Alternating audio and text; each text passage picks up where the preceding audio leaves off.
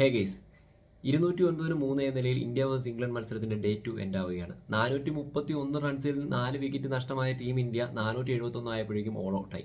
അതായത് ശുഭ്മാൻ ഗില്ലിന്റെ വിക്കറ്റിന് ശേഷം കാര്യമായിട്ട് ആർക്കും ഒന്നും ചെയ്യാൻ സാധിക്കാതെ വന്ന് ടീം ഇന്ത്യയെ സംബന്ധിച്ച് ലീഡ് വലിയ രീതിയിൽ ഉയർത്തുന്നത് തിരിച്ചടി ആയിട്ടുണ്ടെന്ന് വേണമെങ്കിൽ പറയാം. ഒരു 500 മുകളിൽ ഈ ഒരു ലീഡ് കൊണ്ടുപോകുന്നതായിട്ടായിരുന്നു പ്രതീക്ഷിച്ചിരുന്നത്. പക്ഷേ അതിനുശേഷം കാര്യമായിട്ടുള്ള ഇമ്പാക്ട് ഉണ്ടാക്കുന്ന ഇന്നിംഗ്സുകൾ ആരുടെ ഭാഗത്തുനിന്നും വന്നിട്ടുണ്ടായിരുന്നില്ല.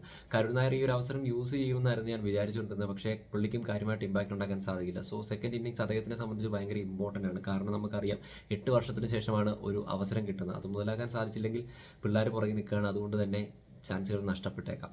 ആൻഡ് നെക്സ്റ്റ് എന്ന് പറയുന്നത് മികച്ച രീതിയിൽ തന്നെയാണ് ഒരു സൈഡിൽ പോപ്പ് ഉറച്ച് നിൽക്കുന്നത്. 3 വിക്കറ്റ് എടുത്തത് ഇന്ത്യയെ സംബന്ധിച്ച് വലിയ സമാധാനം തന്നെയാണ്. 209 എന്ന നിലയിലാണ് ടീം ഇംഗ്ലണ്ട് അവിടെ നിൽക്കുന്നത്.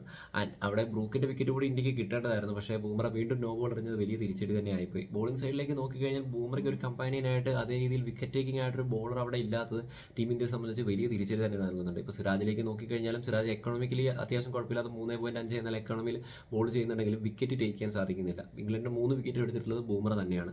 ആൻഡ് നെക്സ്റ്റ് എന്ന് പറഞ്ഞാൽ ഷാർദുൽ താക്കൂർ ആ 3 ഓവറിൽ തന്നെ 26 റൺസ് വിട്ടുകൊടുത്ത് 7.56 എക്കോണമിയിലാണ് ബോൾ ചെയ്തിട്ടുള്ളത്. നല്ല എക്സ്പെൻസീവ് ആണ്. അതോടൊപ്പം തന്നെ പ്രസിദ്ധ് കൃഷ്ണ ആണെങ്കിൽ ഇത്ര ഓവർ എറിഞ്ഞിട്ടും ഒരു അപ്പർ ഹാൻഡ് ബോൾ ബാറ്റർക്കെതിരെ വെക്കാൻ സാധിക്കുന്നില്ല. അദ്ദേഹത്തിന്റെ എക്കോണമി 5 മുകളിലാണ്. സോ ജഡേജ 2.8 എക്കോണമിയിലാണ് ബോൾ ചെയ്തിട്ടുള്ളത്. ഞാൻ പറഞ്ഞ പോലെ തന്നെ ഒരു സൈഡിൽ നിന്ന് ബൂമർ മികച്ച രീതിയിൽ ബോൾ ചെയ്യുന്നുണ്ടെങ്കിലും ഒരു വിക്കറ്റ് ടേക്കിംഗ് ബോളർ കൂടി ഇല്ലാത്തത് ടീം ഇന്ത്യയെ സംബന്ധിച്ച് വലിയ തിരിച്ചടി തന്നെയായിട്ടാണ് ഫീൽ ചെയ്യുന്നത്. ആൻഡ് മോസ്റ്റ് ഇമ്പോർട്ടൻ്റ് ആയിട്ട് പറയാനുള്ള കാര്യം ഡേ 3 ഭയങ്കര ഇമ്പോർട്ടൻ്റ് ആണ് ടീം ഇന്ത്യയെ സംബന്ധിച്ചും ഇംഗ്ലണ്ടിനെ സംബന്ധിച്ചും.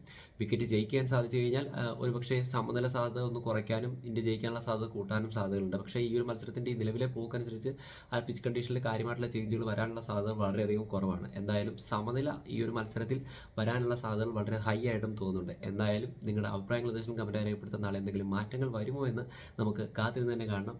Let's see. Bye bye guys.